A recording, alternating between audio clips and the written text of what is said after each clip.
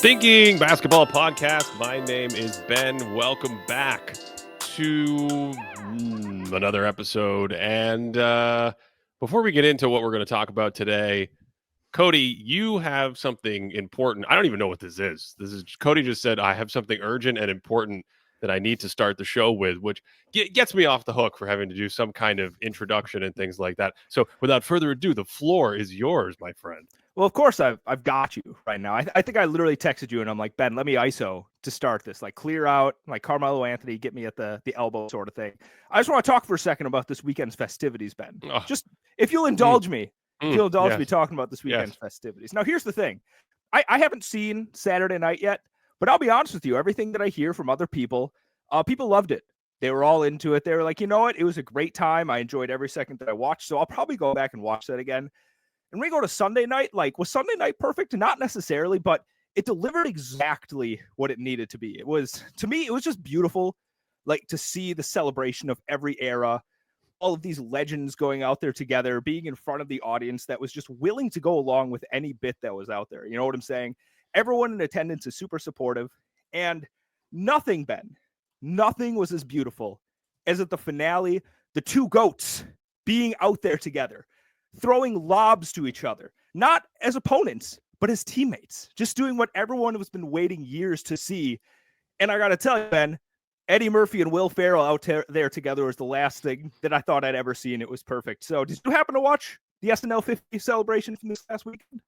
I saw the Tracy Morgan bit on Black Jeopardy, which continues to be undefeated. I think the whole idea of like Tracy Morgan being on the panel, but then having Eddie Murphy do his wonderful Tracy Morgan next to Tracy Morgan.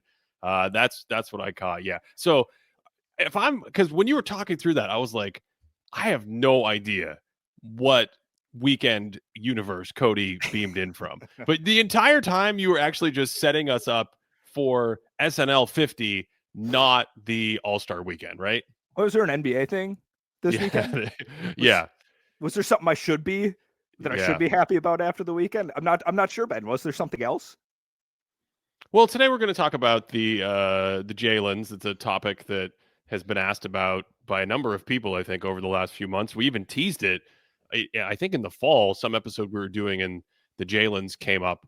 And so let's do a little old school style great debate, maybe. We'll see how great it's going to be. I don't know. We rarely do this about current players within a season, but we've got Jalen Brunson.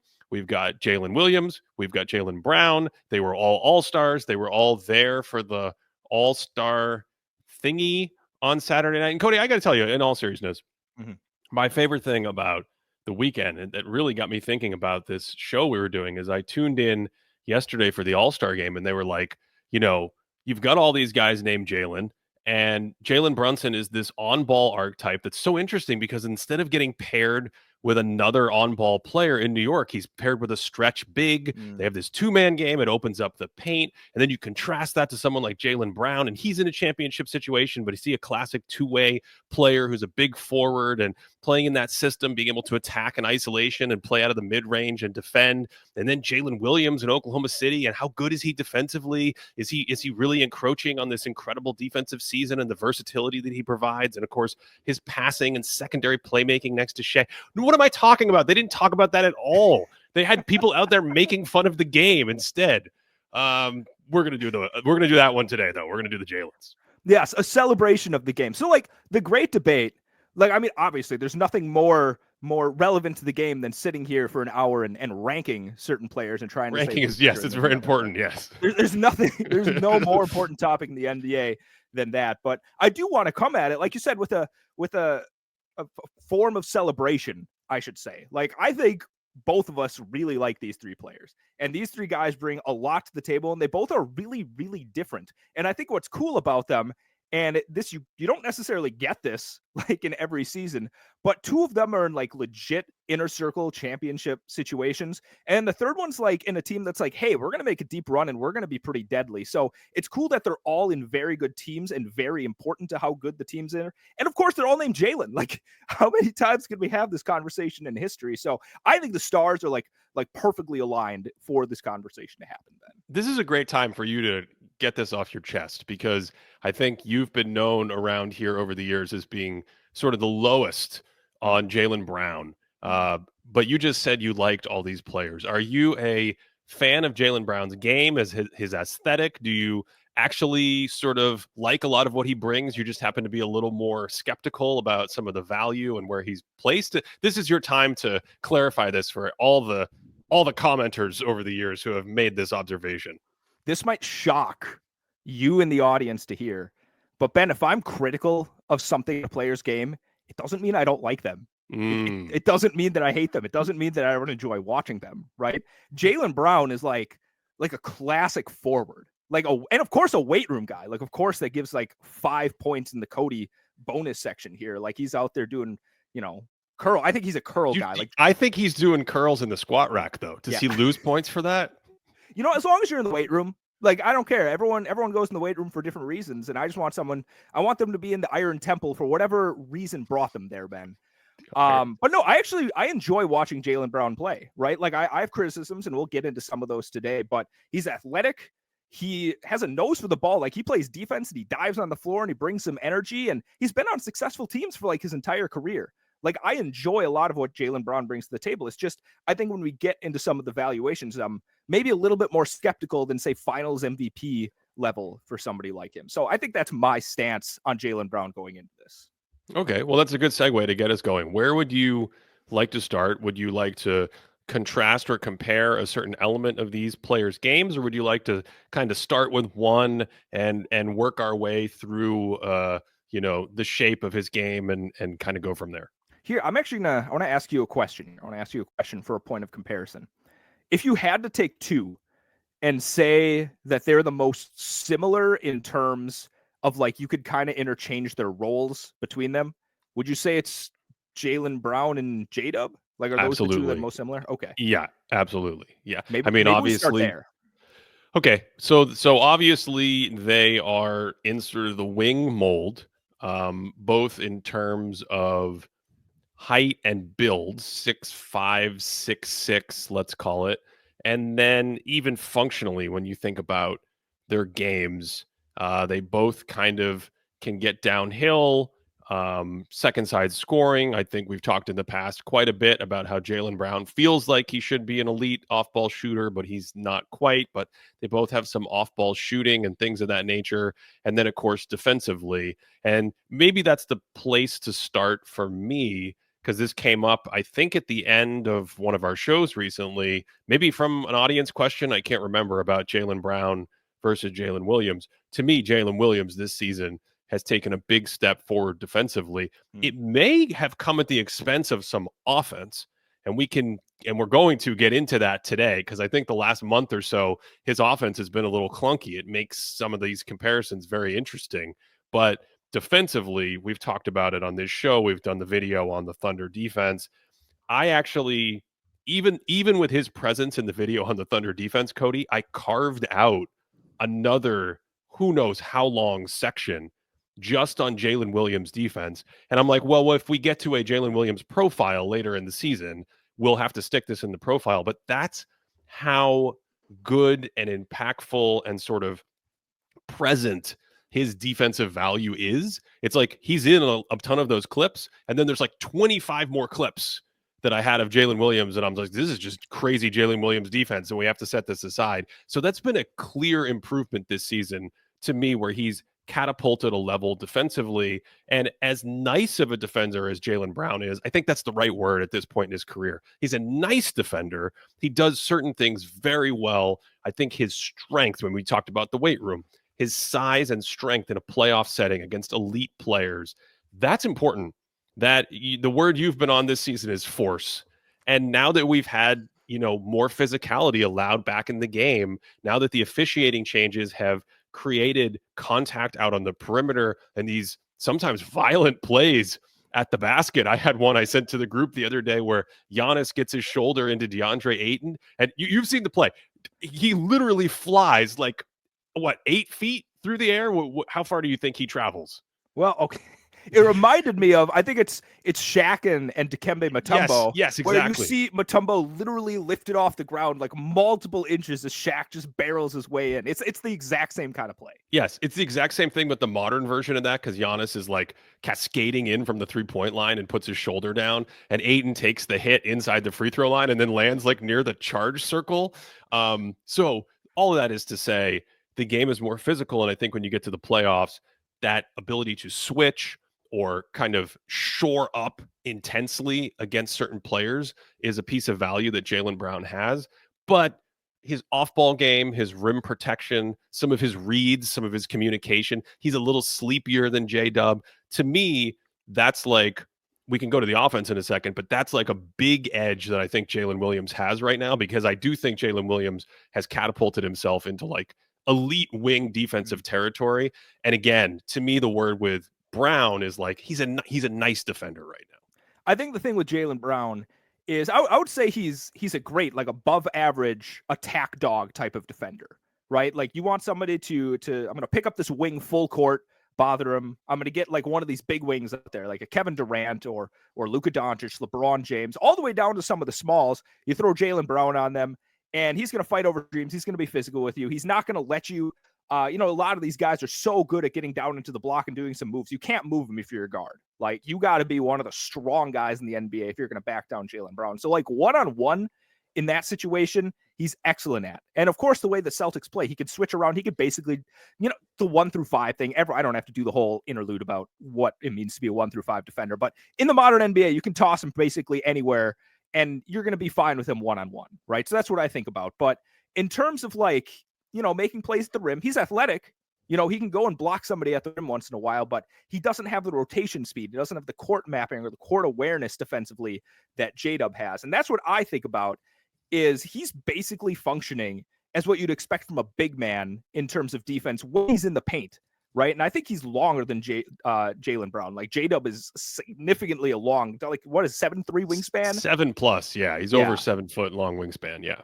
It's an enormous wingspan. So, maybe he gives up a little bit on the strength end, but he's still a strong guy. You can't back the guy down very easily. And when he's down in the paint, like I just said, if you have somebody like, if Hart is out of the paint, Hartenstein's out of the paint, Chet Holmgren's out of the paint, you've got a good rim protector down there. When you can slot somebody like that at the forward position, like, that's an incredible value add, along with all of the other perimeter stuff that J-Dub can do. We're going to do our best not to just sit up here and read stats for an hour like sometimes we've been known to do. But Jalen Williams, in the last 2 seasons, this is something we track for our subscribers, patreon.com/thinkingbasketball. You can get video there now as well, our extra video, but the website has all the stats for teams and players and things like that. And if you open up Jalen Williams' player card, Cody, he's in the 96th percentile in shots defended around the rim inside 6 feet. So this is like sort of the blueprint of an elite big man. And there's some contextualization there because he plays on a great defense, so that's helping. But I mean, I think that one stat to me captures like how potentially impactful his paint and rim area is. So yeah, that I think, to your point about the ability to protect the rim and things like that, I think that's front and center for me. Well, the fact that you just brought up the volume of it all, right? Like, when you have somebody that can do that, not just like once a game, not one, I don't know what the number is exactly, but when you have a number that's in the 96th percentile, it's not just an accident. It's not like I don't know what the thing about a squirrel finding a nut is. There's something in there, but it's not that situation. He's actually down there, and that's what he's good at. But also, like, there are times where, they play the Knicks, and he starts out on Karl Anthony Towns, not as the guy to like stand in the paint and defend shots that are coming in, but it's the guy that's like, hey, you're going to defend this stretch 5, so that also when Jalen Brunson or whomever else comes in to set a pick and roll, you can switch because you're a switchy guy. I don't necessarily know. Like, here's my question to you: one-on-one, just like point of attack type of defense, who do you think is more of a value add, Jaylen Brown or Jalen Williams? I'd still say Jalen Williams, yeah. Okay. But I do think there are some matchups where Brown is going to do really well and potentially better than J-Dub. I think another thing about J-Dub's defense this season is feels a little more destructive on the ball. Just the whole Oklahoma City thing with guys having hands everywhere and getting their hands on the ball And again, going back to that video on the Thunder defense, like I was kind of surprised at the number of possessions. He just stonewalls dudes on the outside and sometimes just takes their lunch. And so I think I would lean toward him, but certainly there are going to be matchups where I think Jaylen Brown's strength is going to make him slightly better against certain competition. Yeah. Okay. And then just to be thorough before we move on to any other side of the ball here, if we're talking Jalen Brunson in this part of the conversation, if we're talking Jalen Brunson as a defensive player, like what are we talking right now? Is it's effort? Like, okay, so he's a negative on defense right now, from what I'm seeing. Like, I think so, yeah. I think you were posting something to the Thinking Basketball group about how potent the Knicks have been in pick and roll attacks, and I wanted to be like, how many points per possession are teams scoring against them when Jalen Brunson or Karl Anthony Towns is in the pick and roll? Because I bet you it's a pretty shockingly high number, Ben. It's quite a mess over there in the pick and roll defense. Well, yeah, I think a lot of that has to do with Towns more so than Brunson. I think the thing with Brunson is he's really small. Yeah. And so right away, when we talk about that in today's NBA, it's not just your vertical size, but it's also your what am I trying to say here? It's sorry, my dog knocked over a door in the background. What were we talking about, Cody? Jalen Brunson, size, defense. This is proof we do everything live right now. I was like, is there a burglary taking place during the podcast? Jalen Brunson, I was saying not just his height, but his length and his wingspan. And since he's not a super long kind of player, you feel that everywhere. He's small around the basket and he's not disruptive in passing lanes. The thing that I think doesn't make him a disaster on defense, I think the thing that makes him passable or decent or maybe not that huge of a negative is that he's really strong, he has low center of gravity, and he works really hard.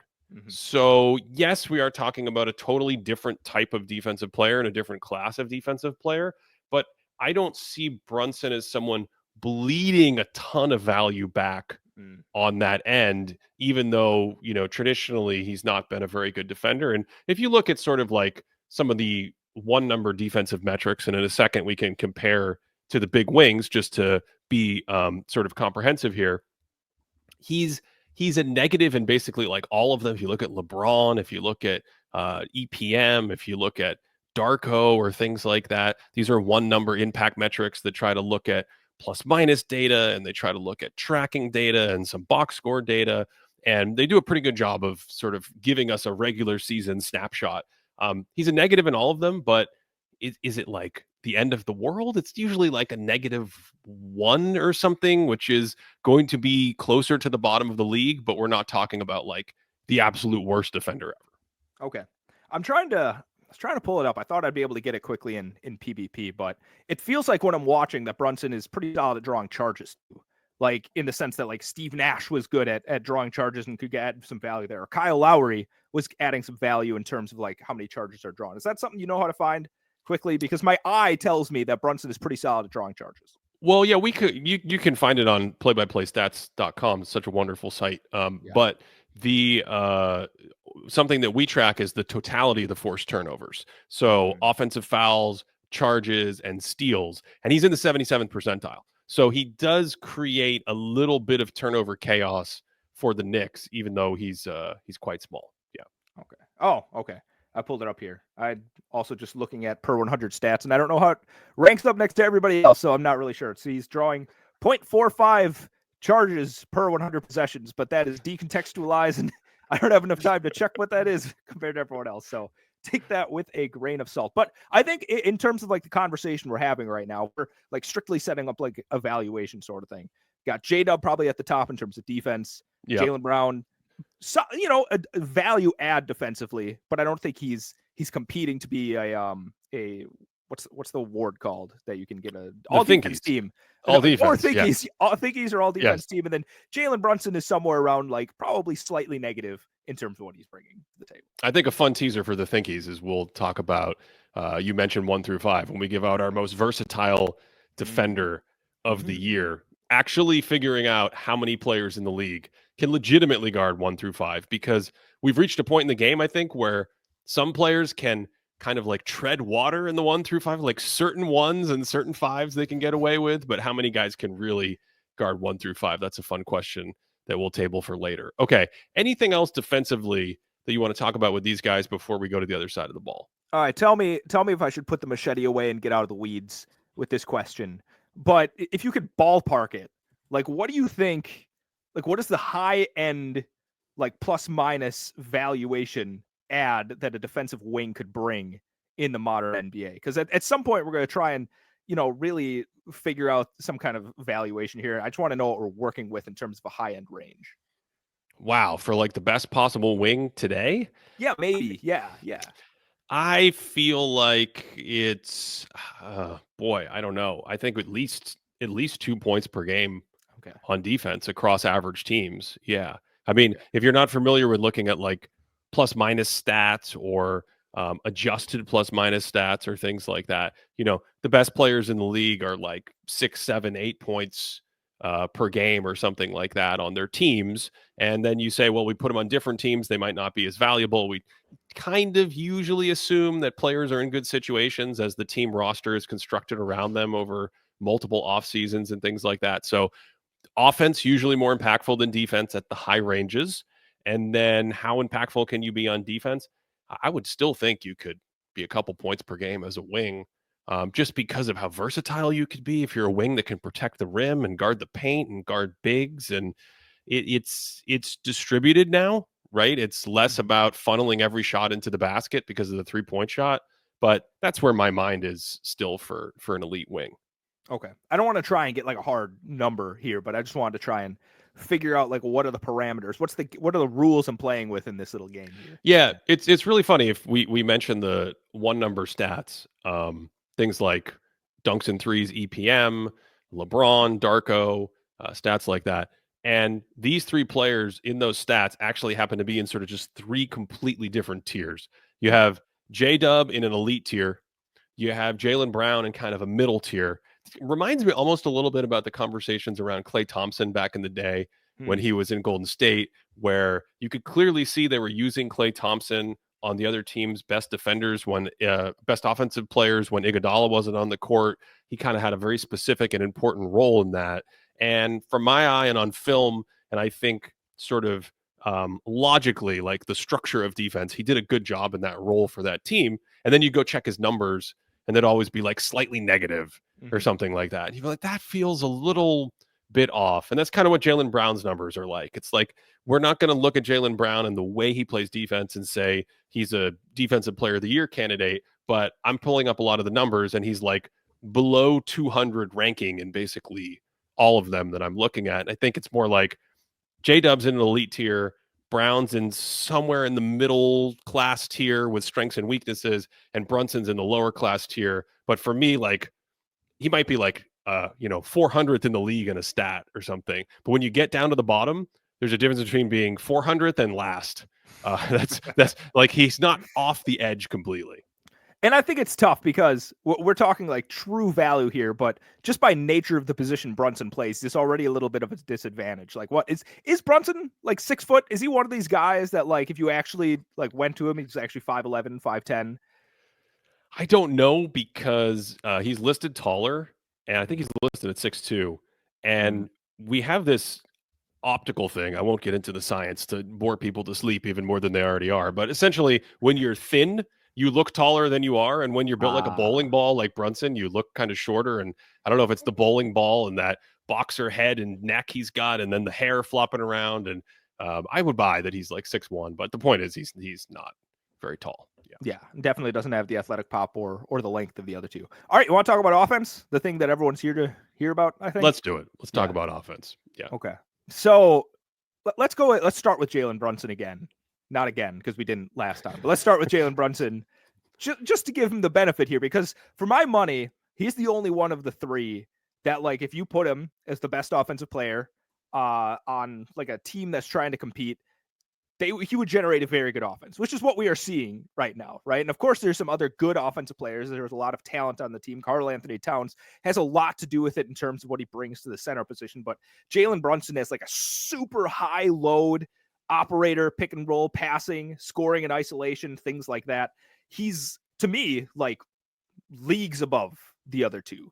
Leagues above the other two. Does that sound like a fair assessment? Absolutely. Yeah. Just because I have it up still from the last segment, in dunks and threes, estimated plus minus, he is 5th in the NBA in offensive plus minus. Sorry, I can't count, Cody. He's 4th in offensive plus minus behind Nikola Jokic, Shai Gilgeous-Alexander, and Steph Curry. So this is not bad company. And I do think, to your point, like, he's the offensive engine of the group. The other two guys are secondary players. They're complementary players. We're going to talk about what happens when they're put in a higher primacy role and the number one goes off the court and they have to be the primary guy. We'll get to that in a second. But you don't have to worry about that with Brunson, because Brunson has clearly shown the ability to carry an offense. He has this heliocentric thing. The Knicks are an elite offense.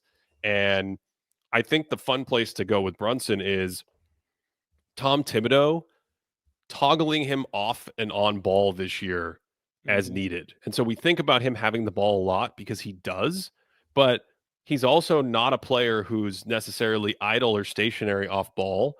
And they actually run actions deliberately. One thing Tibbs has commented on is he said, maybe it was the whole coaching staff, I don't want to misappropriate credit, but he's basically said, when we have certain defenders in the league that they stick on Brunson to take away his on-ball and pick and roll actions, we send him off ball, because most of the time those defenders then can't chase him around screens to get into the, flowing stuff that we want to use him in. If they then stick an off-ball defender on him who's good at chasing him around screens, then that player has to struggle. We'll put him back in on-ball situations and he has to struggle there. And the thinking is it's just very hard to get players who can deal with both an on-ball and off-ball type guy. And he's not Steph Curry, but essentially what they'll do is they'll say, like, all right, instead of starting you on ball in this play, we're going to run a bunch of screens for you down in the paint. You're going to curl off.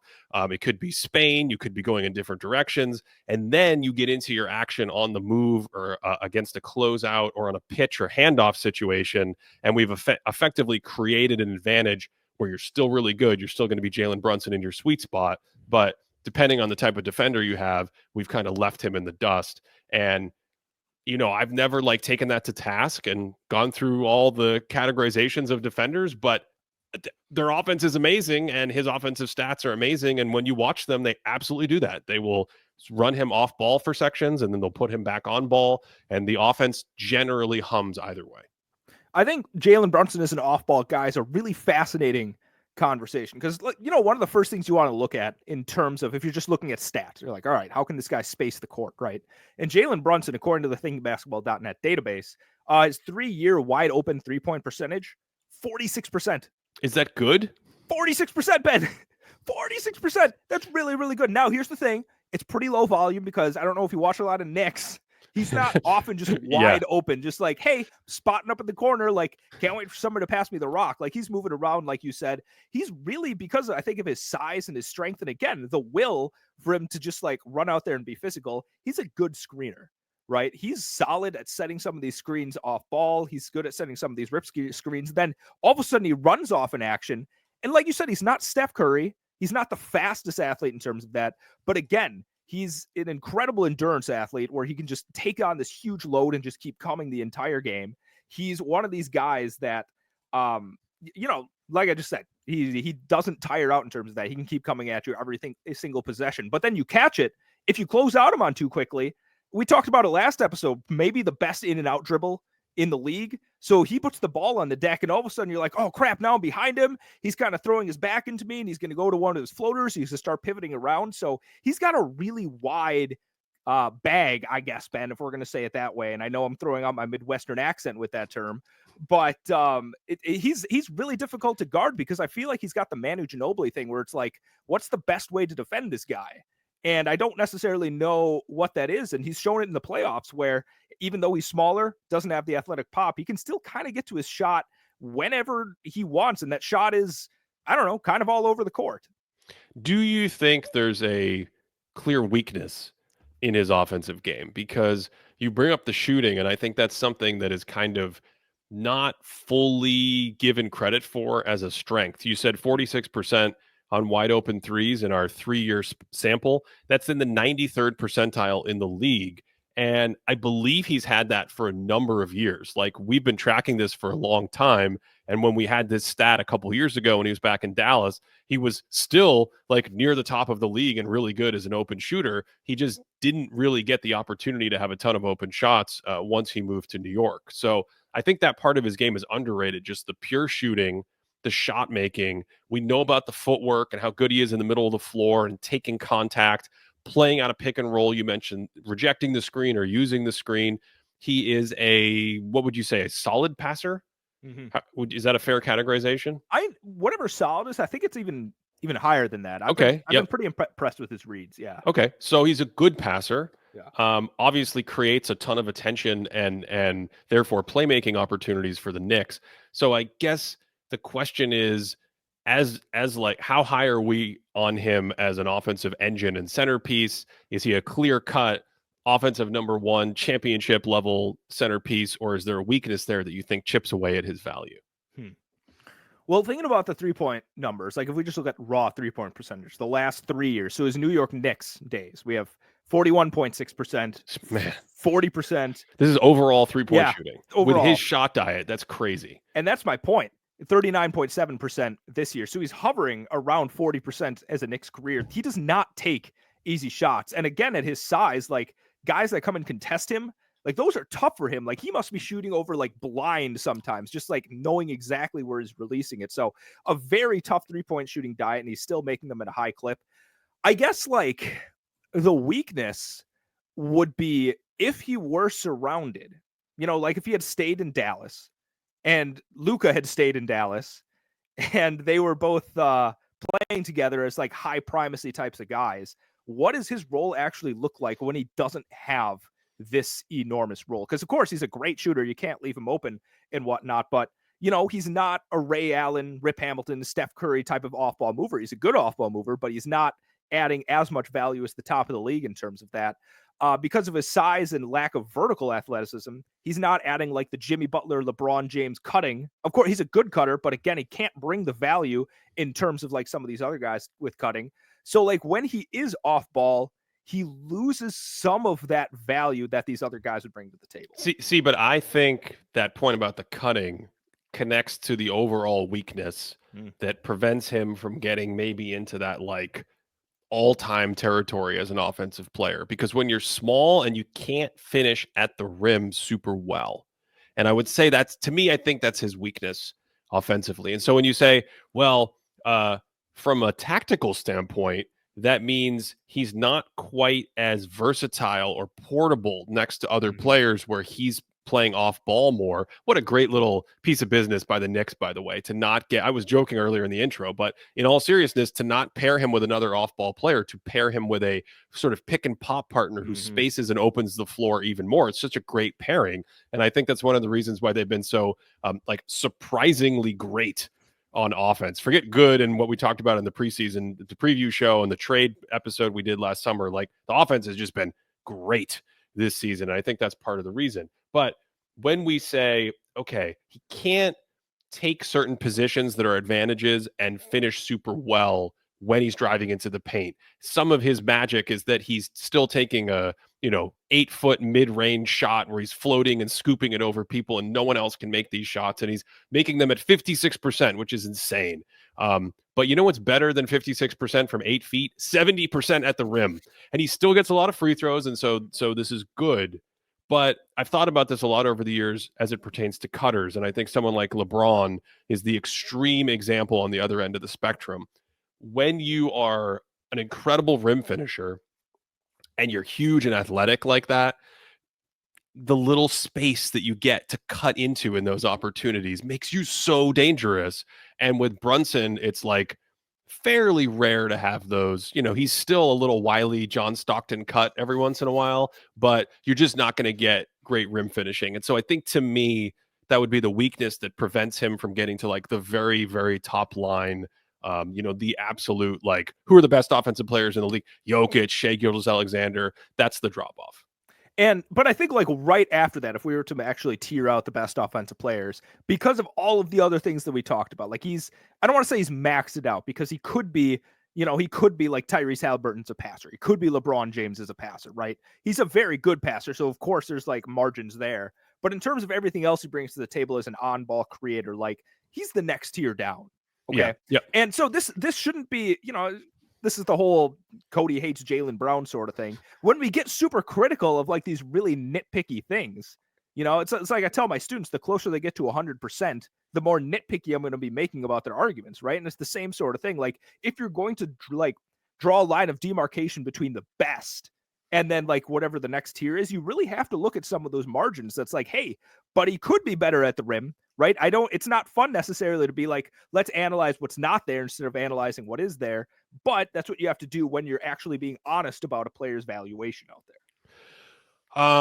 I want to correct something or amend something just a little. I said earlier, a couple of years ago, the 3-year numbers in Dallas were about the same. I was thinking of the catch and shoot numbers. He was in the 92nd percentile in catch and shoot threes in Dallas in our database of tracking. And that goes back a couple years where he's like lowish volume, but he's actually improved his wide open shooting and he's improved his pull up shooting. And I think that's just been a huge jump in his game in the last couple of years since coming to New York. That shooting prowess that's expanded, and specifically the pull-up shooting. So, okay, I think we have a pretty good idea of what kind of range he fits in as an offensive player.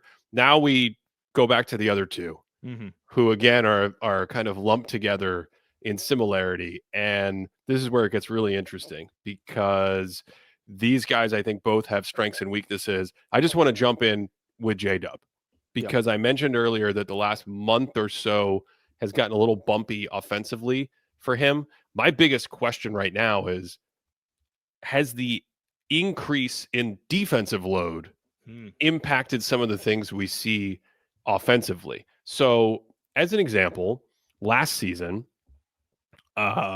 when he played with Shai Gilgeous-Alexander, he averaged 20 points per 75 on plus 6% true shooting.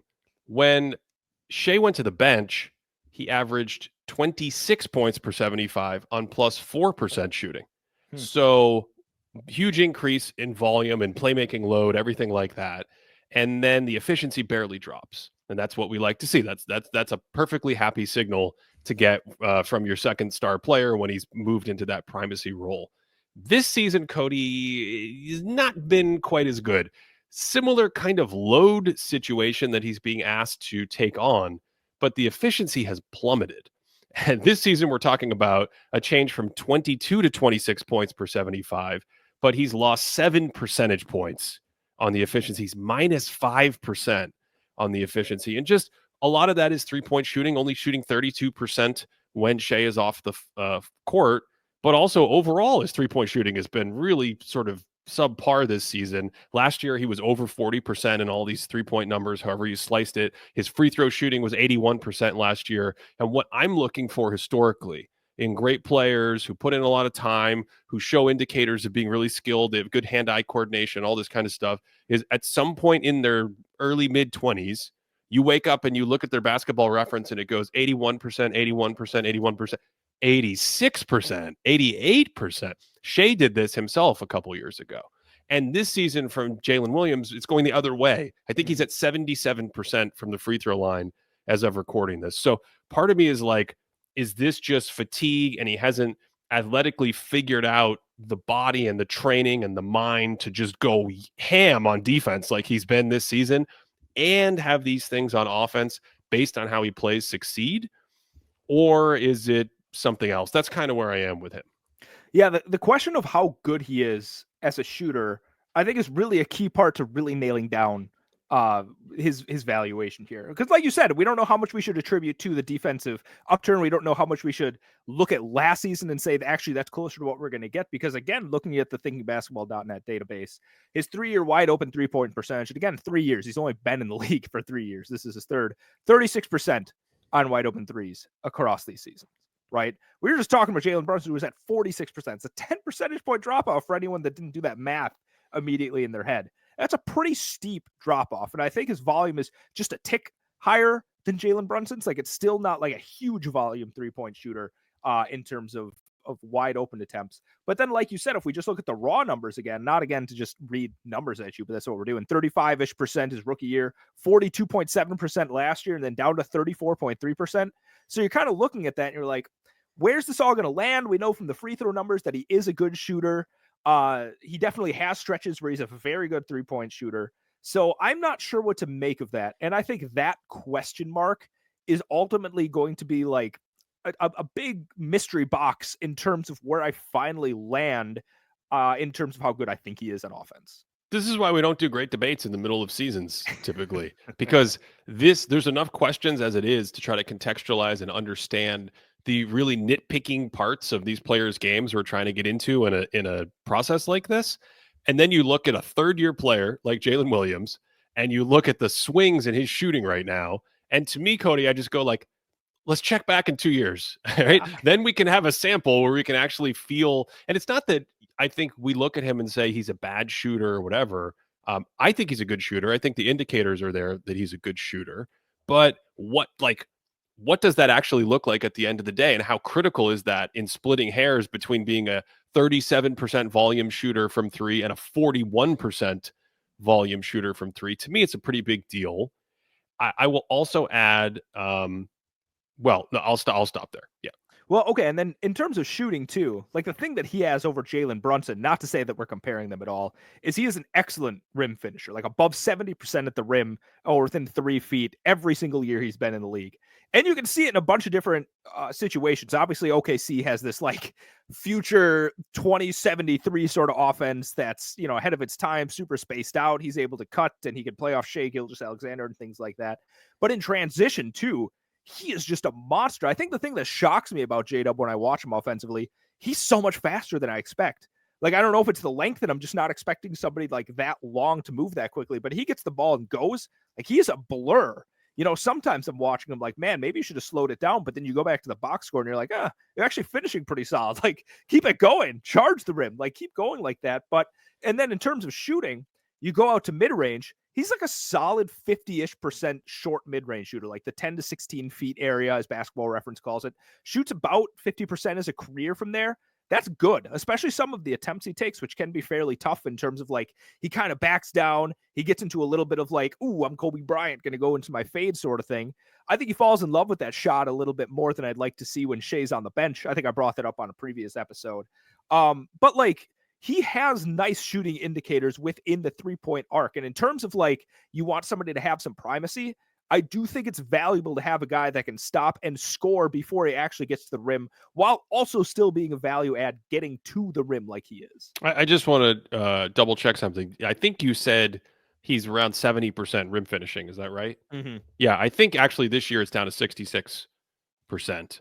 I'm looking at, I don't know. Are you on play-by-play data? Because I'm looking at Basketball Reference, and from 0 to 3 feet. Oh, okay, yes. Basketball Reference cuts it a little bit differently. Yeah. Sorry. Yes. Yeah. But nonetheless, I think that the entire finishing package in the last, you've heard me talk about this before, that last 8 feet, that last 10 feet could be a little bit better in terms of foul drawing. And then he has really nice touch and really long arms. And you'll watch a Thunder game, and every game he'll make, it seems like a shot or two that just other players can't make, where he's like taking contact and fading and throwing this thing up with 2 hands or 1 hand and lobbing it over the ceiling, and then it goes in and you're like, oh wow, that was incredible. But again, you want those shots to be like 70 to 80% or free throws when you put defenses in those compromising positions. And there's just the finishing there to me could be a little bit better. Okay. The thing I actually was going to get to earlier is, and this makes me think it's a fatigue thing with the defense this season, the passing in the last couple of games, and maybe even more. I just was really noticing it the last couple of games. He's missing more passes than he usually misses. So pick and roll passes, or he's got the ball at the top and some Thunder player makes a baseline cut for a lob or backdoor. He's usually really good at hitting those. And the last couple of games, I mean, that Minnesota game, the Wolves defense was really intense. And just like in the first half, I felt like he missed like 3 or 4 passes that watching it on tape, you go, oh, he's going to put that in the pocket. And then he doesn't. Mm-hmm. And they dribble and they go somewhere else. And you're like, oh, okay. I'm used to Jalen Williams making these passes. So that kind of gives me a little pause and makes me think that his CPU is maybe a little overburdened right now. And that just might be all that's happening. I referenced this, I don't know how many episodes ago, but in one of those Mavericks games, like the amount of no pass shoot possessions I saw from him was pretty shocking, honestly. Like I'm not even looking for like, hey, he missed a guy cutting the basket. That's just like, I'm going to get the offense initiated by moving off ball and doing something like that. That was a lot of, I'm bringing it up and just kind of like taking it and seeing where it goes from there. So I think you're right in terms of being the CPU overloaded. I really like that. That's a good analogy for this. Yeah. So now you compare that to like Jaylen Brown, who is also at 66% on his rim finishes this year, gets a little more from the free throw line. To me, doesn't quite have the same touch, but he has that power and that athletic burst, and especially off 2 feet into contact, can get into advantage situations around the basket where it's like, that final 6 or 8 feet, he's flying down the paint. You'll notice this with Jaylen Brown highlights a lot. It's a dunk and the guy clears out because when this goes back to what I was saying about LeBron and cutting. When you're big and powerful, you get that.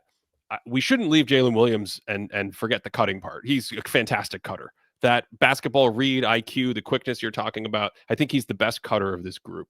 But Jaylen Brown, the sturdiness on some of his mid-range shots, the isolation game, and the ability to finish a little bit better, getting into the basket in those areas. I think those are advantages that he has over the others in this group. Yeah, that strength of getting to the basket. And again, like I talked about with J-Dub, transition game. I think transition game gets left out of some conversations, but if you want to get the most efficient shot possible, get out in front of the defense and score without anyone being there. Like that's actually the most efficient shot you can get out there. And Jaylen Brown, I think, I haven't checked the numbers recently, but I thought the majority, or at least really close to the majority of his possessions are in transition. So he's somebody that runs out. He's somebody that, like you said, is going to throw down on people. He has that vertical athleticism, the strength. We make fun of him. We do the curls and the squat rack thing, but very clearly he can finish through contact, and he invites contact on those kinds of drives. But I think the thing about Jaylen Brown in terms of getting to the rim is you got to talk about the handle. Because I feel like when I watch Jaylen Brown play, even all these years later, I still feel like every time I see him get to that left hand, I'm like, this is a little bit of an adventure. He's going to get tipped away. He's losing it a little bit more. And I think that holds him back from being able to actually detonate on guys more than he could. Well, I think at the top, I mentioned something about, his mid-range game. And we think about a couple dribbles or a post up or something, and then fading across the paint, and the parquet floor is under his feet, and he's hovering through the air, and he arcs it beautifully in a playoff game, and he swishes it through for like his 8th point in the last 90 seconds, and it's timeout Miami. What a run by Jaylen Brown. Then you pull up the stats across large periods, and you're like, he's actually the worst mid-range shooter of the Jaylens that we're talking about. He takes the lowest amount of volume, and he's at like 43%, higher volume to Jalen Williams, and he's at 46%. And then, of course, when you include the short mid-range, Jalen Brunson is at the highest volume, and he's at 50% this season on those shots. And I think that's fairly consistent with those players' games, although we should check past years because I feel like Jaylen Brown has always done pretty well in the mid-range. But it's just interesting to sort of contrast and compare the perception versus the actual numbers there. Let's talk about Jaylen Brown's passing. I think unarguably this is his best passing season, right? He's expanded, and he's made the number of times I've had the Celtics on and been like, is that the best pass I've ever seen Jaylen Brown make? It's happened multiple times. So yes, do you have other thoughts on this? Well, no, I think you're right about that, because that is something that we were talking about for years. It's interesting that both him and Tatum, like everyone was like, hey, I want to see you pass a little bit more. And then Tatum develops and Brown's developing a little bit more. And it's like, oh, this is great. Look at you being able to actualize here. What I wanted to say about the mid-range shooting is I feel like some people could bring up, like if you're really in the Celtics weeds, you'd be like, yeah, but Jaylen Brown's taking really tough shots. Like the clock's running down. The mid-range jumpers he's going to take versus what J-Dub is going to take are so much tougher. And if you looked at those kinds of shots, like he's clearly taking tougher ones and probably making them at a higher clip. I don't know if that's true, But even if that's the case, I don't necessarily think that's not like a good part of the argument. Like, I think there's a lot of times he settles for those sorts of shots. And I'm like, well, somebody else probably could have found a little bit more of an efficient shot in that situation. He was 45% on our board the way we chop up mid ranges in 2023, and last year 48%. Similar volume, so he doesn't quite have the same volume as someone like Jalen Brunson when you include JB's short mid range. But yes, this is a down shooting year so far from him from the mid range, an up passing year. I still don't think that necessarily puts him on the same tier as Jalen Williams as a passer. The live ball dribble stuff, the ambidextrous stuff. I mean, even in what I was saying about Jalen Williams missing, you can't say Jalen in this podcast. Whew, I caught myself there.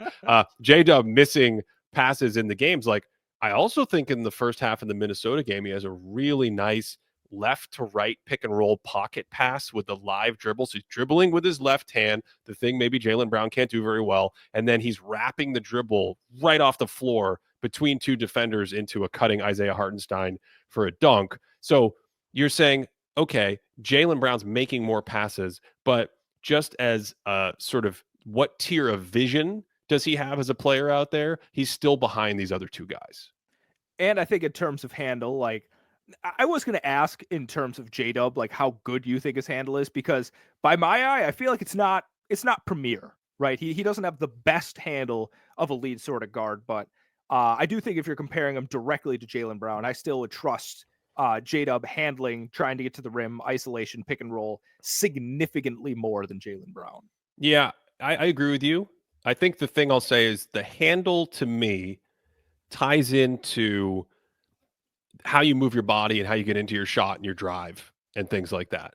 So a lot of times in basketball, we sit back and we say, like, yo, Kyrie Irving has the best handle ever because he can do A, B, C, and D in an and one mixtape. And it's like, great, but he took a 19-foot fadeaway falling out of bounds. So did the handle really get him anything? And in that sense, I like the way J-Dub connects his handle to his moves, whether it's the step back three or getting to that mid-range shot, rolling to his left across the free throw line that he loves. What I would like to see is, again, goes back to like finishing at the end of the play inside 8 feet.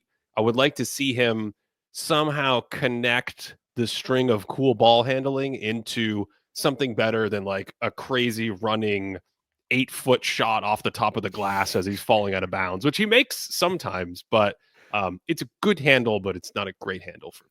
And you kind of alluded to this, but I think we do need to bring it up in terms of these percentages. Jalen Brunson right now, like you said, shooting basically like 52.5% from short mid-range. You want to talk about somebody who's using that handle like to squeeze out every possible advantage on the offensive end. Like he's an absolute master at doing that, right? And I think like Jaylen Brown, for instance, if we're going to compare and contrast, he kind of gets to that spot.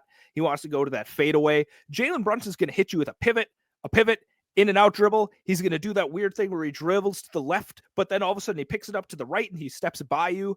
And when you're taking the difficult shots, like you want to talk about difficult shots, Jalen Brunson takes some difficult shots and he makes them it's like the Dirk Nowitzki type of argument. It's like, oh, he takes so many mid-range shots. It's like, yeah, but his mid-range jumper is like, it's a very efficient. So you want him to take a lot more of those. It's the same kind of thing with Jalen Brunson. So even if you compare like the mid-range source of shooting, like Jalen Brunson takes tougher shots and makes them at a much better rate than either of them. The 3-point shooting is always the thing for me with Jaylen Brown, where he's at 32% this year. He's 34% for the last 3 years. He's 36% in his career. He's 37% in our last 3 seasons in wide open threes. That was a lot of 32 to 34 to 35 to 37 numbers. But the point is you want those numbers to be higher, right? And sometimes to me, it feels like he gets credit, or even myself personally, I want to credit him more because of his archetype of a player. You want to be like, oh, look at that beautiful drift to the corner, and Brown and Tatum drove into the paint and then kicked it out to Brown, and that's great basketball. But oh, what? 32%? That is, I want 37. I want 39. And I think he's losing some value offensively by not really being a better shooter. Like, it looks good, and there's times where it's streaky and it's really good.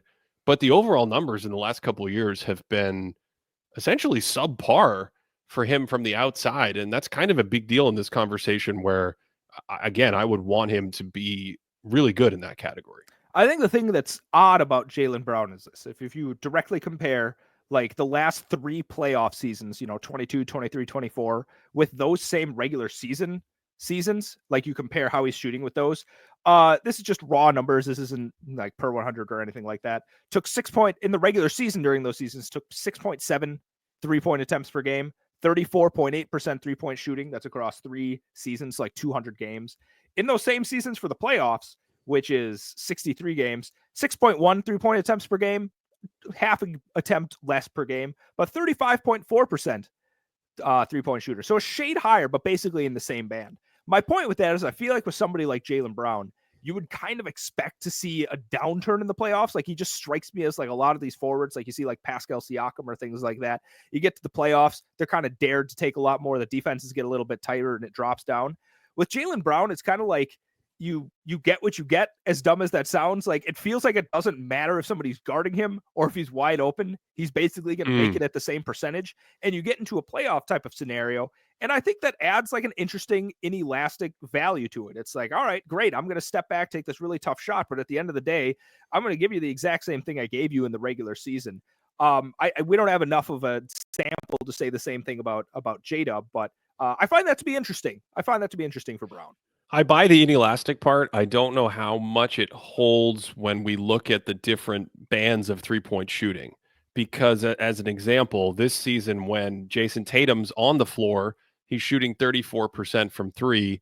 When he's off the floor, he's shooting 28% from 3. And you have to imagine organically that usually comes from a slightly harder shot diet when your star player's off the court and you have to do more. We should actually contextualize those numbers. We usually try to do this in a great debate. We talked about Jalen Williams when Shea is on or off the floor. Jaylen Brown, when Tatum is off the court, let's start with on the court. When Tatum's on the court this year, about 23 points per 75, minus 1% true shooting. 23 points per 75, minus 1% true shooting. His offensive load is 38. Meaning about 38% of the possessions he is directly involved in. So it's 23 minus 1 with a 38 load. When Tatum goes to the bench, Cody, that load jumps up to 54. So again, this goes with like him improving as a playmaker this year and maybe being able to dribble a little bit with the left hand. But the scoring is 27 points per 75, minus 4% efficiency. So continuing, the volume goes up and the efficiency continues to go down. So I think this is kind of like, in a sense, pushing back against your point about the inelastic offense, where I totally see where you're coming from. I think it makes sense. But when you actually put the microscope on it, you're like, I still bleeding value in the areas I don't want him to bleed value. That's my thing. Okay, let me ask you a hypothetical here, because it's not controversial at all. Say Jalen Brunson, obviously the best of these 3 in terms of he's going to be the best offensive player on the team. Yeah. All right. And I think Brown and J-Dub, at least where they are right now, if you had them being the best offensive player on the team, probably not a great offense. Not a good situation. Nope. Not a championship level offense. But if they're second best on a team, like we see for both of them, which one would you trust more? Who do you think provides more value if the main offensive option goes to the bench? Like Tatum goes to the bench and Jaylen Brown's taking charge. Shea goes to the bench, J-Dub's taking charge. Which one of those two would you prefer to have in that situation? That's a really interesting question, because I think my answer would normally be J-Dub / if whatever's going on with his offense is just something that needs to be ironed out or better conditioning or whatever, then I think the answer is J-Dub. But with the way he's played the last month or so, I think the safer answer is almost Jaylen Brown here in a weird way. Maybe because of this point about inelasticity, maybe because of maybe I'm thinking too much of floor raising. But, when I think of give me a not so good offensive team that's going to be more defensively oriented, which player do I think I can get a little bit more out of offensively? It's probably Brown. Some stats to contextualize that. When Tatum's on the bench this year, the Celtics have a 125 offensive rating.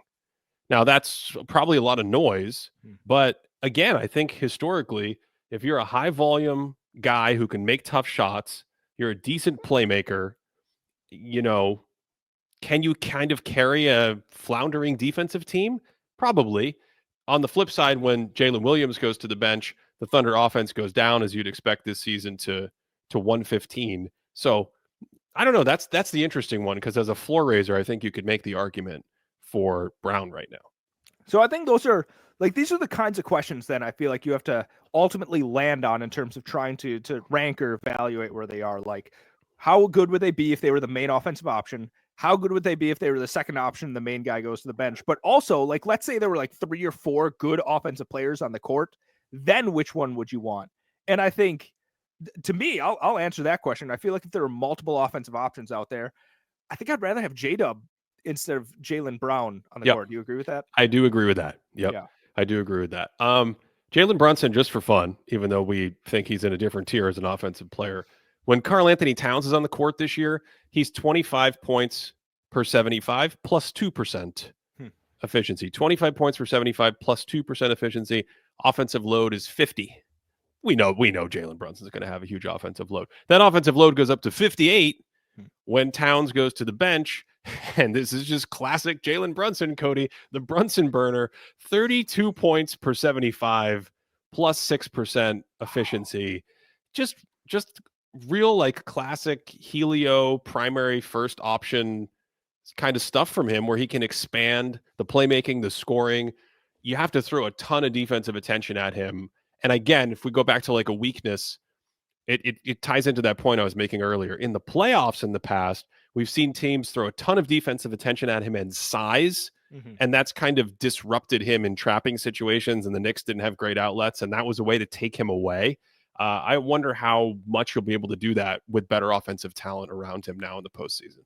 Oh, I think that's going to be a lot tougher given the way that this Knicks team has been. I mean, Towns obviously is great in himself, but then, Mikal Bridges, I don't want to step on a topic coming up if we talk about the Knicks, which I'm sure we will. But Bridges can do his little, like, dribble in. He has a nice little mid-range pull-up. Josh Hart's just going to go and be like, hey, look at my left hand. I'm going to finish over everyone with like 900% at the rim. There's a lot of different valves for him to release to. And I think that's going to make Jalen Brunson all the more dangerous once they get into the playoffs. Are there any other little areas, special stats, anything we need to figure out or discuss before we wrap this up, and of course rank these players with pinpoint precision, with absolutely no room whatsoever for disagreement on either side? I just feel like I have a bunch of weird hypothetical questions, but at that point I'm just like firmly putting the pipe in and smoking it. So we're gonna just. What's your best one? I want to know your best. This is where you really shine when you put that pipe in there. What's your best hypothetical question for this group? Well, then the question I would say then, because I asked the question about like who would you rather have if there are like 3 offensive engines or 4 offensive engines? Yeah. Who would you rather have if it was between J-Dub and Brunson? Like, if there were 4 offensive engines out there, like, how much value is somebody like Brunson actually bringing versus what J-Dub can bring in a much reduced role? Are they the only offensive engines who are better than him in a league? Well, we're assuming, like, let's pretend it's like an Olympic situation, right? Because that's an actual super team situation. This is a sore subject. Yeah. This is what I'm saying. We actually have to think about these teams if you put together an Olympic roster. So then if you're going to have a closing lineup out there, you're looking to your left. It's like, I got Steph Curry. I got LeBron James. I got, who else can we throw out there? Give me 2 more offensive. Kevin Durant. Yeah. We got Devin Booker. And then who do you want, J-Dub or Jalen Brunson as that last spot? Well, it gets weird because defensively, when you start to construct lineups like that, the defense becomes such a big deal. And of course, that's why defense and the ability to fit and all these things matter. But just on the offensive side, it's interesting. It's interesting. I think if you had the good shooting version that you knew, like Jalen Williams is going to like give me my 40% threes and he can cut and finish and pass attacking closeouts, I think you could definitely say he's a better sort of like 3rd or 4th option, secondary half court option, kind of maybe even better in transition option. But Brunson, of course, is so good that realistically in the NBA, there's only a few people you're ever going to pair him with that are better on ball. And of course, the Dallas Mavericks had that player, and then they just decided they didn't want either of them. So I don't know who you could possibly be talking about. All right, so Brunson's at the top. The tough question offensively: Jaylen Brown or J-Dub? Oh boy. That is a really tough question. It's close enough that I feel like there are. I'll give a two-part answer here for me right now in February of 2025. I think there are some teams where Jaylen Brown might make a little more sense. Mm-hmm. And we talked about the floor raising situations. And then I think if we look at more idealized situations that we care about in the playoffs, I'm probably going to lean J-Dub more, but I do have a little bit of a reservation right now with how he's looked offensively for the last like month or two that makes it a open-minded thing for me, open-ended thing.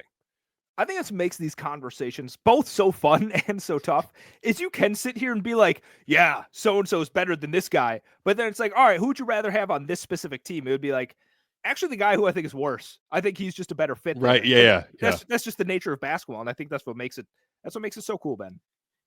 Okay. So that the offensive part is taken care of. The defensive part, we already sort of sorted out. I think J-Dub 1, Jaylen Brown, different group below that, and then Jalen Brunson, another group below that. So if we put it all together, Cody, if we mix up the dough, I don't know what we're making. I don't know if we're making a profiterole, a cake. I don't know what's going on. But what does this mean to you? Do you have a hierarchy in your head? Are these three Jalens super close? Is one in flirting with a slightly different tier? Where are you? It feels like, man, it's really tough. Like when you bring a negative to the table on one side of the ball, like you're putting yourself in a disadvantage. But I feel like I'm doing some math in my head. Jalen Brunson's offense is so good that I feel like I'm kind of comfortably putting him number one here. That's what I think. Yeah. Yep.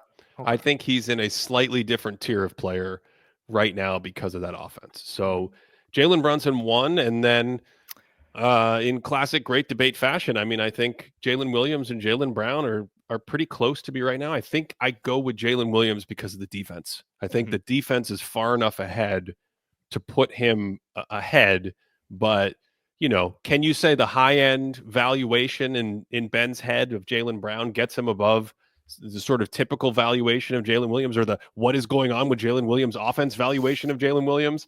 Yeah, I think so. Does that line up with where you're at? Yeah, that's where I'm leaning. I feel like I have maybe a little bit more of a gap between Jalen Williams and Jaylen Brown, which is again where people get angry because I think I hate Jaylen Brown. Actually, I think the Celtics are probably the team I've watched more than I hate watch them. I'm like, you know what? I want to be angry. I'm going to watch the Celtics tonight. It's not just Drew Holiday. I would actually. This is one of those things where I wish people could be polite. It would be cool if someone could politely, if they disagreed, especially with the J-Dub Jaylen Brown thing. If you disagreed with a specific point, a specific part of the valuation, like what do you think we're missing? Right? If you're like, actually, I think Brown is clearly better than Jalen Williams. I would love to hear that argument. Just because I don't talk to enough people in the NBA. I love that. To be fair, many of our listeners, viewers, and commenters will do that. And I've always thought it really helps not just the podcast, but our content, because that's what we're looking for, right? We're looking for that like point that we're missing, that really thought out argument that you actually, we might not change our mind overnight, but you go, that is an interesting thing to consider. That is a good counter argument. If Cody and I were forced to do, red hat, blue hat and take the other side, and Cody, you have to argue that Jaylen Brown's a top 10 player. What's your best argument? And someone might come in and actually help you and be like, this is the thing you want to look at with Jaylen Brown. Yeah. I would love that, because again, we didn't even talk about the on-off numbers, but the on-off numbers scare me, and maybe that's clouding some of my judgment, but I feel like it matches up really well with just a bunch of little things that I see on the court. Well, I have a couple questions for you. First, to support us, patreon.com/thinkingbasketball. You can get the stats board that we talk about during the show, and we use to research our content for subscribers. We also have extra video content this year. You can get the video content directly by becoming a member on YouTube, on our YouTube page, if you want to skip all the stats nonsense and our Discord community and all that stuff. Patreon.com/thinkingbasketball. Now, Cody, my question for you, what were we just talking about? I forgot my question. Red hat, blue hat, taking different sides, strength and argument. I think it's red hat, green hat. I think I totally messed up the I feel color like it feels naming. appropriate right now to call it red hat, blue hat, but okay, so let's do this one. We got a couple ones from the audience, and then we'll see if I can remember my question for you. The first one from the audience is, oh, this is good. This is good stuff. If you swapped Jaylen Brown and what am I doing, Jason? Jaylen Brown and Jalen Williams right now, who wins that? What's the outcome of that trade? Do we have one team getting better, both teams getting better, both teams getting worse? I don't think this is going to shock anyone with my answer. I think the Celtics get better and the Thunder get worse. I think the Thunder definitely get worse. Mm-hmm. The way they play and the strengths and weaknesses that the players have. I think the Thunder lose something that Brown cannot replace. Mm-hmm. The question is, do the Celtics get worse? I think that's a really interesting question. I'm not convinced they get better. Yeah. Okay. Why is that? Can I answer? Here's my thought. Okay, here's my charitable thought there. I think having guys like Drew Holiday and Derek White, Jason Tatum, Al Horford, like you literally have 4 guys around Jaylen Brown, whose weakness, like we talked about, is maybe handling in isolation, creating for people, even though he's made some strides in that area. He's surrounded by a bunch of dudes that can create off the bounce. And if you think of Jaylen Brown having to reduce how much he actually has to do and turns himself into a finisher, maybe focusing on some of those areas actually bumps up how good he actually is. You've changed my mind. Okay. Yeah. I buy that. Yeah. I buy that. I think both. I think the team Jalen Williams is on would be better. Yep. Okay. Yeah. Okay. You've convinced me. Here's another one. Speaking of Jalen Williams, I don't think we have to answer this. I don't know if we have time to answer this. We can do this shortly in the future in the thinkies. How many wings are better defensively right now than Jalen Williams? Wow. Do we count the Thompson bros as wings? I think so. I mean, they're well, maybe we can count them as wings right now. They really should be. I think where they're going is centers. I think that's where they're going to be at some point in the future. Yeah. I think like Amen Thompson is going to be like a weird proto-y center thing. We don't know quite what it is, but yeah. So I think defensively you can count them as wings, right? If we count them as wings, then like I'm gonna take both of them. I'm trying to even think of like who's a forward right now. Okay, so like Lou Dort, is he a forward? He's a guard. Lou Dort's 6'2". Franz Wagner. Yeah, he's a forward. Yeah. But he's not, I don't think he's as good defensively. He's a good defender. Yeah. I don't think he's as good. Mikal Bridges. Stop it. Stop. Don't mess around with me. Man, I don't know. I'm running through some names right now. Like I guess Derek Jones Jr. is interesting, but I'd still probably take J-Dub over him. LeBron James just doesn't have the motor anymore. I think I'd take J-Dub over him. Yeah. Unless because I know you've been Lakers curious lately. Yeah.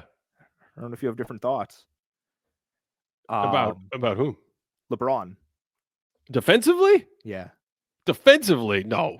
This is Cody. Hey, you've been talking some Lakers defense stuff. I didn't know if you. I told you it's in spite of LeBron. He's an old man at this point. He's in his 40s. I mean, what about Jason Tatum? Does he count as a wing? Oh wow. I think Jason Tatum is the first guy that I think of. I mean, Jaden McDaniels, I don't think he's quite there. Herbert Jones is another name. I think Herbert Jones is probably a little overrated compared to the reputation he's conjured up. So I think for me, it would probably be Jason Tatum this season as the other sort of. It's hard. It's hard. Okay. If you don't count the Thompson twins. If you count the Thompson twins, then you can throw them in there. Let me give you a couple names. Does Pascal Siakam count, or is he a big? I don't know, but I wouldn't think he's as good defensively. Okay. Yeah. Jimmy Butler.